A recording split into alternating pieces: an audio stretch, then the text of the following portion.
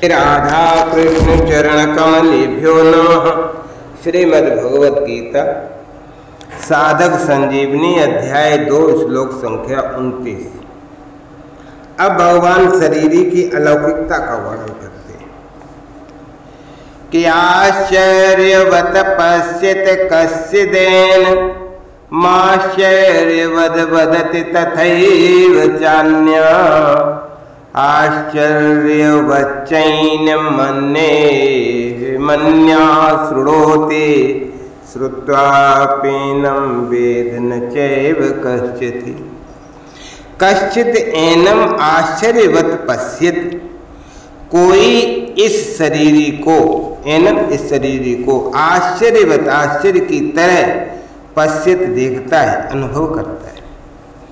च तथा एव और वैसे ही अन्य दूसरा कोई आश्चर्यवत आश्चर्य की भांति आश्चर्य की तरह वदत वर्णन करता है।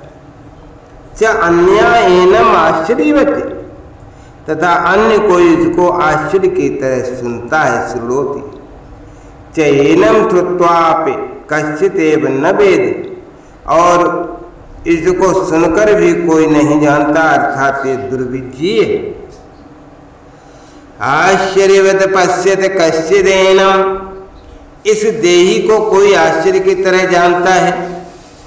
तात्पर्य ये है कि जैसे दूसरी चीजें देखने, सुनने, पढ़ने और जानने में आती हैं, वैसे इस देही का जानना नहीं होता।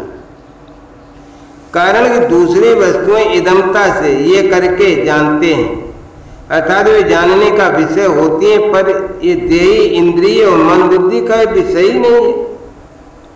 इसको तो स्वयं से, अपने आप से ही जाना जाता है। अपने आप से जो जाना जाता है, जानना होता है, और जानना लौकिक ज्ञान की तरह नहीं होता, प्रत्युत बहुत विलक्षण होता है। पश्यत पद के दो अर्थ होते हैं, एक नेत्रों से देखना और एक स्वयं के द्वारा स्वयं को जानना। यहाँ पश्यत पद स्वयं के द्वारा स्वयं को जानने के विषय में आया है। जहाँ नेत्रादि करणों से देखना, जानना होता है, वहाँ दृष्टा देखने वाला, दृश्य देखने वाली वस्तु और दर्शन देखने की शक्ति, ये त्रिपुटी होती है। तो इस त्रिपुटी से ही सांसारिक देखना जानना होता है, परंतु स्वयं के ज्ञान में ये त्रिपुटी नहीं होती। अर्थात स्वयं का ज्ञान करण सापेक्ष नहीं है, स्वयं का ज्ञान तो स्वयं के द्वारा ही होता है। अर्थात वो ज्ञान करण निरपेक्ष है। जैसे मैं हूँ, और ऐसा जो अपने होनेपन का ज्ञान है, इसमें किसी प्रमाण की या किसी करण की आवश्यकता नहीं। इस अपने होनेपन को इदमता से अर्थात दृश्य रूप से नहीं देख सकते। इसका ज्ञान अपने आप को ही होता है। ये ज्ञान इंद्रिय जन्य या बुद्धि जन्य नहीं है, इसलिए स्वयं को, अपने आप को जानना आश्चर्य की तरह ही होता है। जैसे अंधेरे कमरे में हम किसी चीज को लाने जाते हैं, तो हमारे साथ प्रकाश भी चाहिए और नेत्र भी चाहिए। उस अंधेरे कमरे में प्रकाश की सहायता से हम उस चीज को नेत्रों से देखेंगे, तब उसको लाएंगे।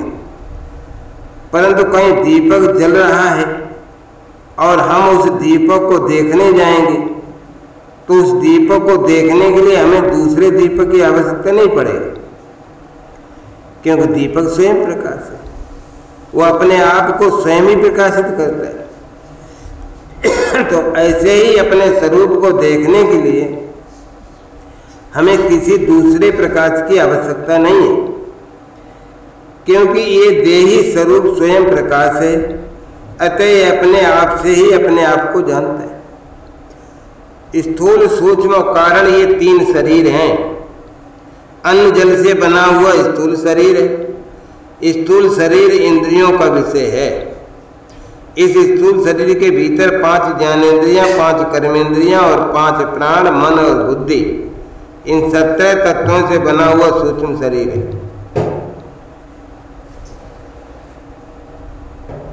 ये सूक्ष्म शरीर इंद्रियों का विषय नहीं है, वो प्रत्युत बुद्धि का विषय है। जो बुद्धि का भी विषय नहीं है, जिसमें प्रकृति स्वभाव रहता है, वो कारण शरीर है।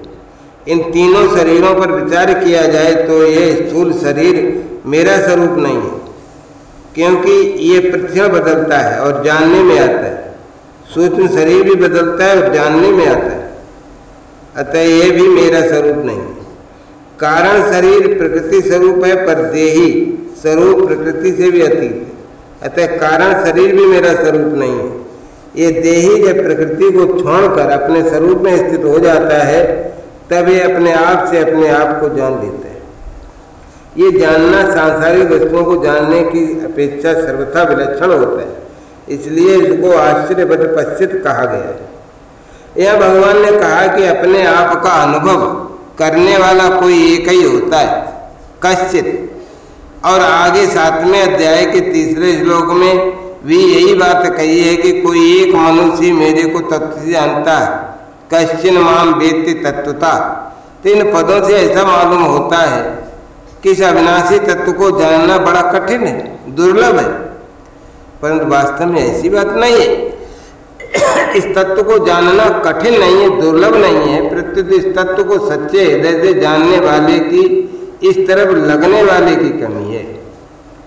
ये कमी जानने की जिज्ञासा कम होने के कारण ही है। आश्चर्य बदबदते तथैव चान्य, ऐसे ही दूसरा पुरुष देही का आश्चर्य की तरह वर्णन करता है, क्योंकि ये तत्व वाणी का विषय नहीं है। जिससे वाणी भी प्रकाशित हो रही है, वो वाणी उसका वर्णन कैसे कर पाएगी। जो महापुरुष तत्व का वर्णन करता है, वो तो शाखा चंद्र न्याय की तरह वाणी से इसका केवल संकेत ही करता है, जिससे सुनने वाले का इधर लक्ष्य हो जाए। अतः इसका वर्णन आश्चर्य की तरह ही होता है। यहाँ जो अन्य पद आया, इसका तात्पर्य ये नहीं कि जो जानने वाला है उससे ये कहने वाला अन्य है, क्योंकि जो स्वयं जानेगा ही नहीं, वो वर्णन क्या करेगा। अतः इस पद का तात्पर्य है कि जितने जानने वाले हैं उनमें वर्णन करने वाला कोई एक ही होता है। कारण कि सबके सब अनुभवी तत्वज्ञ महापुरुष तत्व को विवेचन करके सुनने वाले को उस तत्व तक की सीमा तक नहीं पहुंचा सकते। उसकी शंकाओं का, तर्कों का पूरी तरह समाधान करने की क्षमता नहीं रखते। अतः वर्णन करने वाले की विलक्षण क्षमता का द्योतन करने के लिए यहाँ अन्य पद दिया गया। आश्चर्यवच्चैन मन्या श्रुणोति, दूसरा कोई इस देही को आश्चर्य की तरह सुनता है। तात्पर्य है कि सुनने वाला शास्त्रों की, लोकांतरों की जितनी बातें सुनता आया है, उन सब बातों से इस देही की बात विलक्षण मालूम देती है। कारण कि दूसरा जो कुछ सुना है वो सबका सब इंद्रियां, मन, बुद्धि आदि का विषय है, परंतु ये देही इंद्रियों का विषय नहीं है। प्रत्युत इंद्रियों आदि विषयों को भी प्रकाशित करता है। तो इस देही की विलक्षण बात ये आश्चर्य की तरह सुनता है। यहाँ अन्य पद देने का तात्पर्य कि जानने वाला और कहने वाला, इन दोनों से सुनने वाला तत्व जिज्ञासु अलग। श्रुत्वा पेनम वेद न चैव कश्चित्, इसको सुनकर के भी कोई नहीं जानता। तो इसका तात्पर्य ये नहीं है कि उसने सुन लिया तो अब वो जानेगा ही नहीं। इसका तात्पर्य है कि केवल सुन करके, यानी मात्र सुनने मात्र से इसको कोई नहीं जान सकता। सुनने के बाद जब वो स्वयं उसमें स्थित होगा, तब वो अपने आप से अपने आप को जानेगा। यहाँ कोई कहे कि शास्त्रों और गुरुजनों से सुनकर ज्ञान तो होता ही है, फिर यहाँ सुनकर के भी कोई नहीं जानता, ऐसा कैसे कहा गया। इस विषय पर थोड़ी गंभीरता से विचार करके देखें कि शास्त्रों पर श्रद्धा स्वयं शास्त्र नहीं कराते, गुरुजनों पर श्रद्धा स्वयं गुरुजन नहीं कराते, किंतु साधक स्वयं ही शास्त्र और गुरु पर श्रद्धा विश्वास करता है, स्वयं ही उनके सम्मुख होता है। अगर स्वयं के सम्मुख हुए बिना ही ज्ञान हो जाता है तो आज तक भगवान के बहुत अवतार हुए हैं, बड़े बड़े जीवन मुक्त महापुरुष हुए हैं, तो उनके सामने कोई अज्ञानी रहना ही नहीं चाहिए था। सबको तत्व ज्ञान हो जाना चाहिए था, पर ऐसा देखने में तो नहीं आता। श्रद्धा विश्वास पूर्वक सुनने से स्वरूप में स्थित होने में सहायता तो जरूर मिलती है, पर स्वरूप में स्थित स्वयं ही होता है। अतः उपर्युक्त पदों का तात्पर्य तत्व ज्ञान को असंभव बताने में नहीं है, प्रत्युत उसे कर्म निरपेक्ष बताने। मनुष्य किसी भी रीत से तत्व को जानने का प्रयत्न क्यों न करे, पर अंत में अपने आप से ही अपने आप को जानेगा, और कोई उपाय है ही भी नहीं। श्रवण मनन और साधन तत्व के ज्ञान में परंपरागत साधन तो माने जा सकते हैं, पर वास्तविक बोध कर निरपेक्ष अपने आप से ही अपने आप को जानना है। अपने आप को अपने आप से अपने आप को जानना क्या होता है? एक होता है करना और एक होता है देखना, एक होता है जानना। करने में इंद्रियों की, देखने में ज्ञानेंद्रियों की, और जानने में स्वयं की मुख्यता होती है। ज्ञानेंद्रियों के द्वारा जानना नहीं होता, प्रत्युत देखना होता है, जो कि व्यवहार में उपयोगी। स्वयं के द्वारा जो जानना होता है वो दो तरह का होता है। एक तो शरीर संसार के साथ मेरी सदा भिन्नता है, और दूसरा परमात्मा के साथ मेरी सदा भिन्नता है। दूसरे शब्दों में कहें तो परिवर्तनशील नाशवान पदार्थों के साथ मेरा किंचिन मात्र भी संबंध नहीं है, और अपरिवर्तनशील अविनाशी परमात्मा के साथ मेरा नित्य संबंध है। ऐसा जानने के बाद फिर स्वतः अनुभव होता है। उस अनुभव का वाणी से वर्णन नहीं हो सकता, वहां तो बुद्धि भी चुप हो जाती है। शरीरी को सुनने मात्र से अथवा अभ्यास के द्वारा कोई नहीं जान सकता, पर जिज्ञासा पूर्वक तत्वज्ञ अनुभवी महापुरुषों से सुनकर जान सकता है। इतताम सिद्धा नाम कश्चिन माम वेत्ति तत्वतः आशीर्वद पथत तथैव च अन्य कहने का तात्पर्य है कि तत्व का अनुभव करने वालों में भी वर्णन करने वाला कोई एक ही होता है। सबके सब अनुभव करने वाले वर्णन करने वाले नहीं हो सकते। जैसे संसार में सुनने मात्र से विवाह नहीं होता, प्रति स्त्री और पुरुष एक दूसरे को पति पत्नी रूप से स्वीकार करते हैं तब विवाह होता है। ऐसे ही सुनने मात्र से परमात्मा तत्व को कोई भी जान नहीं सकता। प्रत्युत सुनने के बाद जब स्वयं उसको स्वीकार करेगा तब उसमें स्थिति होगी, तब स्वयं से उसको जानेगा। अतः सुनने मात्र से मनुष्य को ज्ञान की बातें सीख सकता है, दूसरों को सुना भी सकता है, लिख भी सकता है, व्याख्यान भी दे सकता है, विवेचन भी कर सकता है, पर अनुभव नहीं कर सकता।